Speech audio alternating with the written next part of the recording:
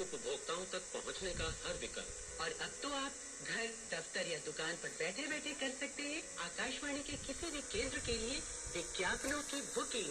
आकाशवाणी के विभिन्न चैनलों पर विज्ञापन देना सुलभ और सस्ता। बुकिंग है तो संपर्क करें 8700014242 पर। 8700014242।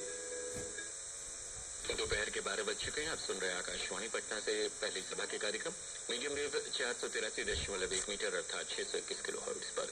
समय हो चला है बिहार का लोक संगीत का। इस कार्यक्रम में आज हम आपको भोजपुरी लोकगीत सुनवा रहे। कलाकार हैं शैलेश कुमार ठाकुर। इनकी आवाज में पहले सुन पूर्वी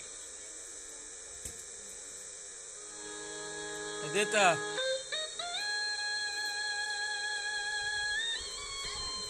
हमार